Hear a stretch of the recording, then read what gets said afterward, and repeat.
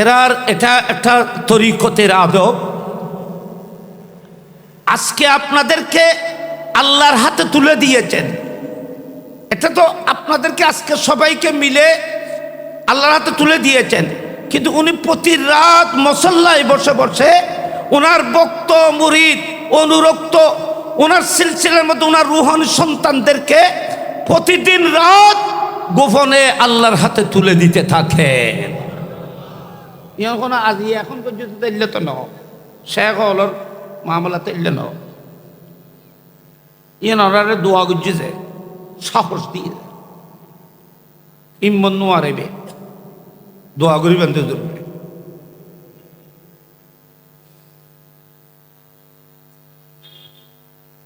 বায়াত গ্রহণ করেছেন, একদিনে এক রাতে সুলুকিয়তের আলা মকামে পৌঁছে দেওয়া হলো। তরিকতের কাজগুলো ধারাবাহিকভাবে করতে হয় নাই। আজকে বায়াত একদিন এক রাত পরে ওনাকে মকামে সুলুকের ইন্তেকার মধ্যে পৌঁছে দেওয়া হলো। কে? হযরত উসমান হারুনি খাজা গরিব নওয়াজকে।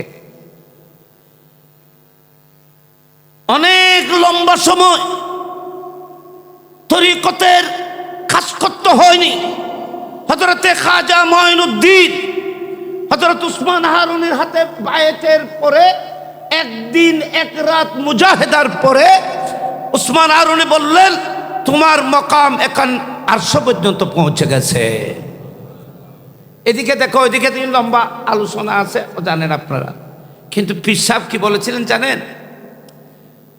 হযরতে উসমান হারুনি বলেছিলেন, মঈনুদ্দিন তোমার সমস্ত সুলুকের ব্যবস্থা তো করেছি, একটা জিনিস বাকি আছে, সেটা হলো আমার হাতে তোমাকে আমার আল্লাহর হাতে তুলে দেওয়া। সুবহানাল্লাহ বলুন না সবাই। ইয়ে নিতে পারো নসিব। খাজা গরিব নওয়াজের উনি 90 লক্ষ কাফেরকে মুসলমান করেছেন।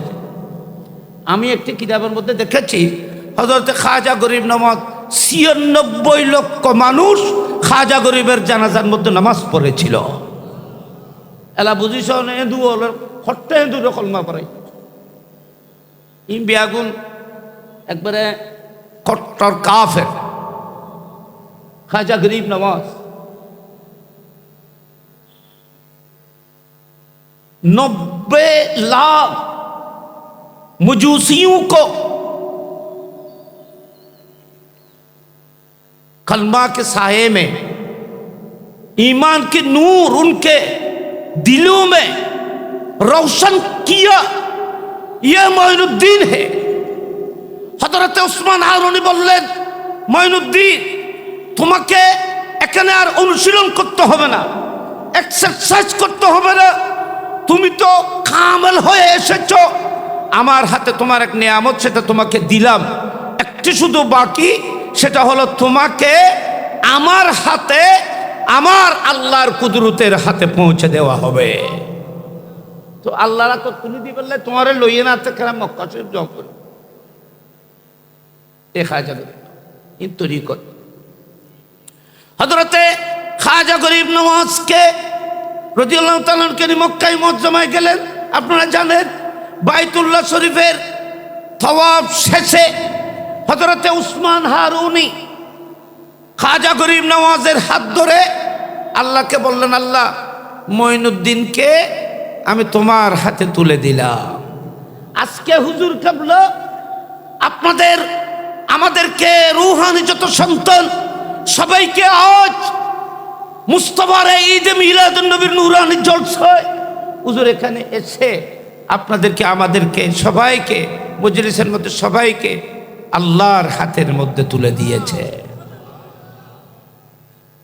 ইয়ান ওলিয়ায়ে কেরাম হলোর বুজুর্গানে দিন হলোর এনেকান তরিকা, এনেকান সুন্নত। খাজা গরিব নওয়াজকে আল্লাহর হাতের মধ্যে তুলে দিলেন। গায়েব থেকে আওয়াজ আসলেন, গায়েব থেকে আওয়াজ আসলো, শুনতেছে সবাই যে উসমান তোমার মঈনুদ্দিনকে আমি কবুল করে নিলাম, তোমার মঈনুদ্দিনকে আমি তো কবুল করে নিলাম। পরে আবার তারপরের বছর হজের মধ্যে যখন মঈনুদ্দিন গেলেন, কাঁদতেছেন, আল্লাহ তুমি আমাকে কবুল করো। মঈনুদ্দিন, আমি তো তোমাকে তোমার পীরের হাত থেকে কবুল করেছি, হাত থেকে। আজকে আমি আমার জন্য দোয়া করতে আসি নাই, কিয়ামত পর্যন্ত আমার তরিকার যারা অনুসরণ করবে আমি তাদের জন্য দোয়া করতে এসেছি। কিয়ামতের সকাল পর্যন্ত আমার এই চিশতিয়া তরিকার উপর যারা থাকবে, আমল করবে, আল্লাহ সবাইকে আমার হাত থেকে তুমি কবুল করে নাও। হাজাগরের নামাজ সেদিন সমস্ত ভক্তদেরকে আল্লাহর হাতে তুলে দিয়েছিলেন। হুজুর আরারে এরকম বহুত বড় নেয়ামত বাজি হুজুরের হাতে, আল্লাহর একজন মকবুল বান্দার হাতে আপনাদেরকে আমাদেরকে আল্লাহর হাতে তুলে দিলেন। আল্লাহ আরারে কবুল করো, আমিন খানা বড় করি। এবং আল্লাহ পাক হুজুরের হায়াতে সেহেতে আল্লাহ পাক কোটি কোটি বরকত দান করুক, আমিন। কথা শেষ। আমি এমনি কথা প্রসঙ্গে হুজুর মনসুর করি খর আর তো মনসুর হয়ে যাবে, হুজুর লইয়া কি ওনার ভাই তারা তারা ফখরুদ্দিন তারা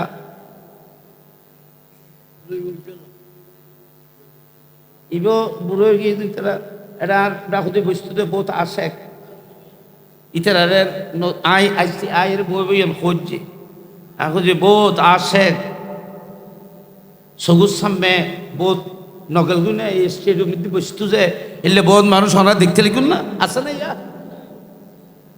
আর ওনার অডিয়েন্সর কত হাজার হাজার আশিক রাসূল দুনিয়া থেকে বিদায় হয়ে গেছেন। সবাইকে চলে যেতে হবে। আল্লাহ পাক সবাইকে ওখানেও এইভাবে মিলিত হওয়ার তৌফিক দান করুক, আমিন। আর একটু বড় করে বলুন আমিন। এখন আমি আজকে একটু ব্যতিক্রম ধর্মী কিছু আমি আয়াত একটি পড়েছি। এটাও আমি হুজুরের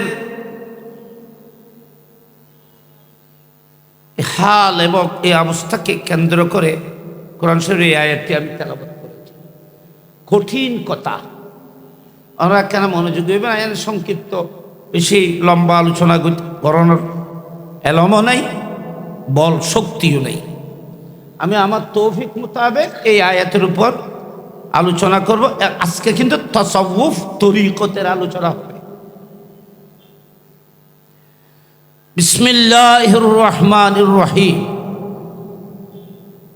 ইয়া আইয়াতুহান নাফসুল মুতমাইন্না ইরজিই ইলা রাব্বিকে রাদিয়াতাম মারদিয়া ফাদখুলি ফি ইবাদি ওয়াদখুলি জান্নাতি।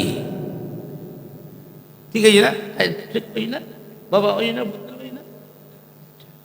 কি হর আল্লাহ দেখেন, ইয়া আইয়াতুহান নাফসু, হে নফস, নফস মানে এই আত্মা, হে আত্মা। ইমিদি মুফাসসিরিন کرام এখানে হে আত্মা এই সম্বোধনটি কে করছে, কোথায় করছে, এটা নিয়ে উলামায়ে কেরামের কথা আছে। হে সত্য, হে ফুলন, হে রু,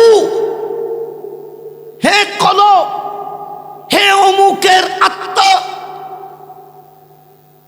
এই ডাক, এত আদরের এই ডাকটি কে দিয়েছেন? ইয়া আইয়াতুহান নাফসুল মুতমাইন্না, এই শান্ত কলব, এই প্রশান্ত রূহ, আমি তোমাকে সম্বোধন করছি। अल्लाह रब्बुल आलमीन खिताब करता है एक रूह मुतमइन्ना को, एक कल्ब मुतमइन को अल्लाह ने खिताब कर रहा है या फरिश्ता। उलमाए करम में इख्तिलाफ, এটা কোথায়? কি কবরে, নাকি মওতের বিছানে, নাকি কিয়ামতের ময়দানে? উলামায়ে কেরাম বলতেছে হতে পারে মওতের বিছানায়, হতে পারে কিয়ামতের ময়দানেও। আল্লাহ বলবে, হে আমার নেককার পরহেজগার মাহবুব বান্দাদের আত্মা আল্লাহ ওলিদেরকে ডাক দেবে। ইমিন মুতমাইন্না মানে ওলিরা, ওলিদের কলব। হে নফসে মুতমাইন্না ইরজিই ইলা রাব্বিকা, তোমার সব কিছু ত্যাগ করে তুমি তোমার প্রভুর দিকে আসো। দেখেন, তুমি সব কিছু ত্যাগ করে তুমি তোমার প্রভুর দিকে আসো। ইরজিই ইলা রাব্বিক রাদিয়াতান, তুমি খুশি হয়ে মহব্বত নিয়ে প্রভুর দিকে আসো। আমার কাছে আসো, আমার দিকে আসো। ফাদখুলি ফি ইবাদি, তুমি আমার নেক বান্দাদের কাতারের মধ্যে অন্তর্ভুক্ত হও। বাবা, এখানে ফাদখুলি ফি ইবাদতি না, ইবাদি। আল্লাহ এখানে বলছে না তুমি আমার নেককারদের মতো ইবাদত করো, সেটা বলছে না। ইবাদত আগে হয়ে গেছে। এখানে বলতেছে যারা আমাকে রাজি করে ফেলেছেন এই বান্দাদের দলের মধ্যে তুমি অন্তর্ভুক্ত হও। এই ওলিয়ার মারে ওলিয়ার সাথে ওই যে বললাই ওয়াকুনু মা সাদিকিন, যেমন এখানে উঠতাম। হে শান্ত কলব, এই প্রশান্ত রূপ, তুমি অশান্ত ছিলে তরিকতের আমলের মাধ্যমে, অনুশীলনের মাধ্যমে, মুর্শেদে কামেলের তরিকা অবলম্বনের মাধ্যমে, ওনার তালিমের মাধ্যমে তুমি আজকে কলবে মুতমাইন্নের অধিকারী হয়েছ। তুমি কামিয়াব, তুমি আমার দিকে আসো। সুবহানাল্লাহ বলেন। তুমি আমার দিকে আসো, আমার নেক বান্দাদের দলের মধ্যে অন্তর্ভুক্ত হয়ে জান্নাতের মধ্যে প্রবেশ করো। এবে মুতমাইন, আমরা এখানে যারা সুলুকের মধ্যে তরিকতের মধ্যে কাজ করেন, আপনারা জানেন সত্তা আত্মা তিন প্রকার। কপ্রকার? নামাতে এটা নামাতে আত্মা কপ্রকার কি কোরআনে হয়ে দিয়ে কি? একটা হলো সত্তা, যেটাকে বলা হয় আম্মারা, নফসে আম্মারা। আরেকটা নফসের নাম নফসে লাওয়ামা, আরেকটা নফসের নাম নফসে মুতমাইন্না। তিনটা কোরআনে আছে।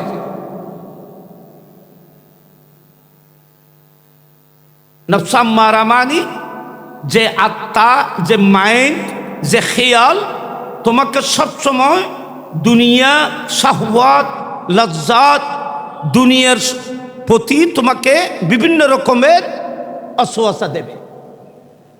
লাওয়ামা না, আম্মারা। আম্মারাটা মুবালাগা সিগে, ওই উলামায়ে কেরাম জানে। আম্মারা মানে মুবালাগা মানে কি? বহুত বহুত হুকুম করনে वाला। मुबालगार दुई मानी न बाजी, मुबालगार दुई मानी। एखाने ये जे अधिकतर ज्यादती का माना देता है और मुदावमत का माना देता है। मुबालगा दुई मानी दे, एखाने जे ज्यादती और एखाने जे मुदावमत। मुदावमत हमेशा, अर्थात तुम्हें तुम्हार से आत्मा सब समय गुना अपराध अशांतिर दिके तुम्हें आह्वान करबे। এবার কত নফসে আম্মারা। আর ভিতরে আর আল্লে মানুষ আছে মানে কোনো শান্তি নেই, বিভিন্ন ওয়াসওয়াসা, দুনিয়াবি ওয়াসওয়াসা, বিভিন্ন অশান্তি তোমার জর্জরিত করে রেখে অশান্তির সাগরের মধ্যে তুমি ভাসতেছ। কোথাও তুমি শান্তি পাচ্ছ না, শান্তির খুঁজে তুমি পাগলের মতো হয়েছ। যেদিকে চাও, যেদিকে যাও, সেদিকে অশান্তি ছাড়ার কিছু নাই। তোমার দিল, তোমার আত্মা তোমাকে বিভিন্ন দুনিয়াবি লালসের, লোভের, অন্যায়ের দিকে, গুনার দিকে, পাপের দিকে তোমার আত্মা তোমাকে হুকুম করতেছে, নির্দেশ দিচ্ছে, বহুত বহুত, এবং সবসময় তোমাকে নির্দেশ দিচ্ছে, তোমাকে ধ্বংস করার জন্য তোমার পিছে লাগা আছে নফসে আম্মারা। কোরআন শরীফে দেখি হই বিসমিল্লাহির রহমানির রহিম, ওয়ামা উবাররিউ নফসি ইন্নান নফসা লাআম্মারাতুম বিসসু ইল্লা মা রাহিমা রাব্বি ইন্না রাব্বি গফুরুর রহিম। নসে বাবা নে সূরা ইউসুফ, সূরা ইউসুফে দেখুন না বাবা, সূরা ইউসুফে ইউসুফ আলাইহিস সালাম বলতেছে, ওনা জানুরি বেগু পারার কতন গো পারবো না, তেরো পারা না, ওয়ামা উবাররিউ গো পারা আছে সিরে মুরব্বী বি তেরা কোন সে পয়তা করতে, হ্যাঁ 13 শুরু দি 13 পারা চাইও ওয়ামা, কারণ ধরো ধরো হতা ওনার কষ্ট দেখো বাবা, ওয়ামা উবাররিউ ইন কেন হইরে আসতে কষ্ট হইব তো, ওয়ামা উবাররিউ নফসি ইন্নান নফসা লাআম্মারাতুম বিসসু। ইউসুফ আলাইহিস সালাম নবী ন? ইউসুফ আলাইহিস সালাম কি? হযরত ইউসুফ আলাইহিস সালাম বলতেছেন, ওয়ামা উবাররিউ নফসি, আমি আমার আত্মাকে পাক পবিত্র বলে আমি দাবি করছি না। ইয়েন খাওয়ানো বুঝুন আবার একটা কথা কি কারণ আছে, ঠিক কথা কইতাম সমালোচনা বা বন্ধ মজার কথা আছে। আমি আমার আত্মাকে সম্পূর্ণরূপে নির্দোষ বলে আমি দাবি করছি না, বাকি আল্লাহ আমার আত্মাকে পাক এবং পবিত্র মাহফুজ রেখেছে। ইউসুফ আলাইহিস সালামের ওই জুলাইখার ব্যাপারে যে ঘটনা ওই আর কি, অত ফয়লে কিন্তু ইউসুফ আলাইহিস সালামে কই যে লাম আখুনহু, আগুদি আয়াত আছে লাম আখুনহু, আমি কোনো অন্যায় করি নাই, আমি অন্যায় থেকে পাক এবং পবিত্র ফুত। আমি আমার বাদশা আজিজে মিশরের, উনি আমাকে ঘরের মধ্যে আশ্রয় দিয়েছেন, রেখেছেন, আমি ওনার কোনো ধরনের খেয়ানত করি নাই। ইয়ান আগুদির আয়াত ওই কথা বাড়ি যাই গেলি আগুদির আগত হই ইয়ান হইয়ের ওগর নবী দেখুন না, হই যে যখন মোকাবেলার প্রশ্ন এসেছিল, নবুয়তের শানের মধ্যে যখন গুস্তাখি চলতেছিল, তখন নবুয়তের পবিত্রতা প্রমাণের জন্য হযরতে ইউসুফ আলাইহিস সালাম এভাবে বলেছিল, সাধারণ মানুষ যেন নবুয়তের উপরে কোনো এতরাজ করতে না পারে, চোখ তুলতে না পারে। যখন এটা কমপ্লিট, জুলাইখা আবি ওয়াক্কাস রাদিয়াল্লাহু তাআলা আনহুর ওখানে গিয়ে পাশে বসলেন। উনি তো দু জাহানের সুলতান, রহমতুল লিল আলামিন, রাসূল পাক তো উনি জাহেরও দেখেন, বাতিনও দেখেন, দুনিয়াও দেখেন, আখিরাতও দেখেন, সামনেও দেখেন, পিছেও দেখেন। আপনার জাহের আমলকেও দেখেন, আপনার বাতিন আমলকেও মুস্তাফা দেখেন। সুবহানাল্লাহ বলেন সবাই। সবাই ওখানে বসলেন। উনি ওনার জীবন থেকে এত বেশি নৈরাশ হয়েছিলেন, আল্লাহর হাবিব সাল্লাল্লাহু আলাইহি ওয়াসাল্লামকে দেখে উনি চোখের পানি ফেলে কাঁদছেন এবং বলতেছেন, ইয়া রাসূলুল্লাহ, আমি আর বাঁচব না, আপনি আমাকে কিছু ওসিয়ত করুন। কে বলতেছে? হযরত সাদ ইবনে আবি ওয়াক্কাস, বুখারী শরীফের হাদিসে,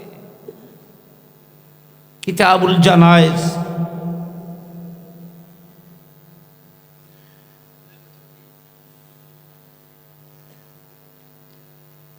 রাসূল পাক সাল্লাল্লাহু আলাইহি ওয়াসাল্লাম ওনাকে দেখলেন, দোয়া করলেন, হুজুর আমি আর বাঁচব না, আমার অনেক সম্পদ, অনেক মাল, আমার অনেক সম্পদ আছে, দৌলত আছে, ইয়া রাসূলুল্লাহ আমার অবর্তমানে আমি আমার এই দৌলতটুকু আল্লাহর রাস্তার মধ্যে, সম্পূর্ণ আল্লাহর রাস্তার মধ্যে কোরবান করে যেতে চাই।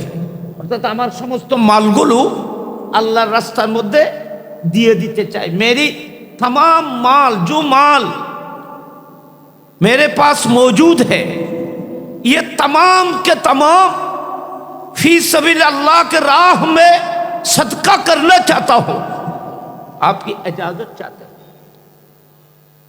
আপনি আমাকে ইজাজত দিন। আমার নবী বলতেছেন না, শরীয়ত সেটা বলছে না। হুজুর আমার এতগুলো মাল এত দৌলত আছে, আমার উত্তরসূরি হিয়ার্স কেউ নেই, আমার উত্তরসূরি আওলাদ নেই, সাদ ইবনে আবু ওয়াক্কাসের কোনো সন্তান নেই। বলছেন ইয়া রাসূল আমার একটি মাত্র কন্যা মেয়ে সন্তান, আমার এই মেয়ে কন্যাকেও আমি শাদী দিয়েছি। উনি শাশুর বাড়িতে খুব সচল, অনেক দৌলতের অধিকারী তিনি, ওনার কাছেও কোনো মালের প্রয়োজন নেই। আমি আমার সমস্ত মাল, আমার মেয়েরও কোনো প্রয়োজন হবে না, আমি সমস্ত মাল আল্লাহর রাস্তার মধ্যে দিয়ে যেতে চাই, আপনার অনুমতি চাইতেছি। আমার নবী বলতেছেন না, শরীয়ত সেটা বলছে না। তুমি 1/3 আল্লাহর রাস্তার মধ্যে সদকা করো। এখানে অনেক লম্বা হাদিস। আমার নবী বলছেন ওয়াসসুলুসু কাসীরুন, হাদিসের ইবারত এইভাবে আছে ওয়াসসুলুসু কাসীরুন, 1/3 বেশি।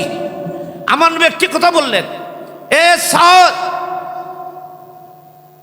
আপনার ছেলে মেয়েকে অভাব অনটনে রেখে যাওয়া থেকে ধনী রেখে যাওয়া উত্তম। আল্লাহ চায় না যে তুমি তোমার সমস্ত মাল দিনের জন্য রেখে দাও, তোমার ছেলে মেয়েরা ভিক্ষা করুক, এটা আল্লাহ চায় না। ওয়াসসুলুসু কাসীরুন, 1/3 বেশি। হুজুর আমি আর বাঁচবো না, সাহাবায়ে কেরাম তো সবাই মদিনা শরীফ চলে যাবে, আমি তো আর আপনার সাথে মদিনা শরীফ যেতে পারবো না, আমার মত কি মক্কা শরীফে হবে? আমার তো একটা লাশ, হুজুর এখানে কি আমার শেষ? আমার কলিজা তো কাঁদতেছে। আমার তো আশা ছিল মক্কায় মুআজ্জামা ত্যাগ করে মদিনায় পাকে হিজরত করেছি, মুহাজিররা মক্কা শরীফে ইন্তেকাল হব, মক্কা শরীফে কবর হব, এদের হিজরত না তামাম হওয়ার দলে। সেজন্য সমস্ত মুহাজির তাদের হিজরত তখন কামিয়াব যদি মত মদিনায় হয়, মুস্তাফার কদমে দফন হয়। একটু বড় করে বলুন না সুবহানাল্লাহ। দেখেন সেজন্য হযরত সাদ ইবনে আরেকজন সাদ, উনি মুহাজির, মক্কা শরীফে ইন্তেকাল হয়ে মক্কা শরীফে দফন হওয়ার কারণে মুস্তাফা তার মতের উপরে আফসোস করেছিলেন।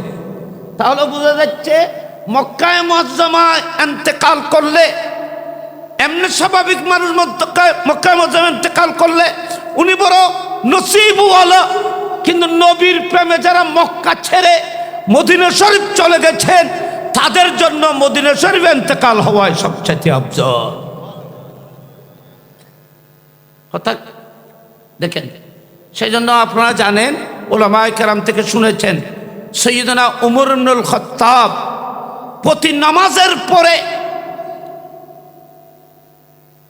দোয়ার সময় একটি দোয়াকে কনফার্ম তিনি করতেন, সেটা হলো আল্লাহুম্মা রযুকনি শাহাদাতান ফি সাবিলিকা, আল্লাহুম্মা রযুকনি শাহাদাতান ফি সাবিলিকা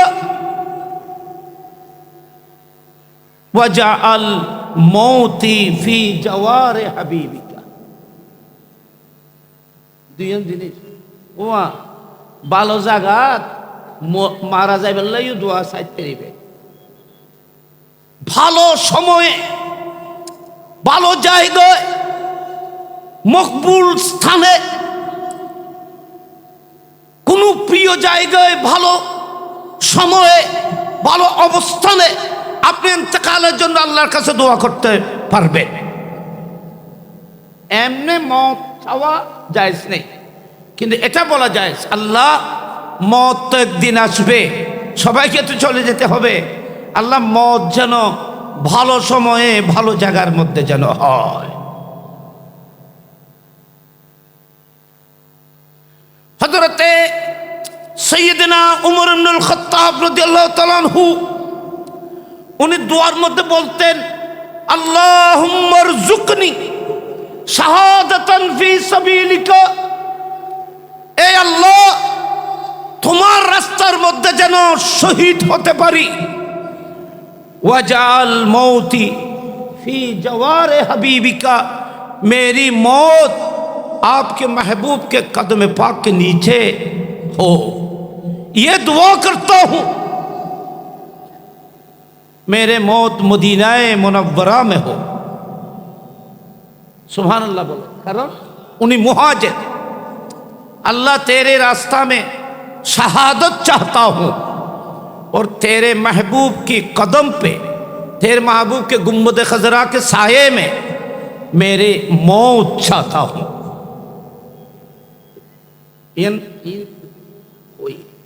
আমি যেটা বলতেছিলাম, তো সাদ ইবনে আবু ওয়াক্কাসকে আমার নবী বলতেছেন, এ সাদ, তুমি যেভাবে ভয় করতেছ, তোমার অবস্থার প্রেক্ষিতে তুমি আর বাঁচবে না যে বলতেছ, এটা তো তুমি তোমার কথা বলেছ, এখন আমি আমার কথা বলি, শুনো সাদ, তুমি আমার ইন্তেকালের পরেও বেঁচে থাকবে। একটু বড় করে বলুন না সুবহানাল্লাহ।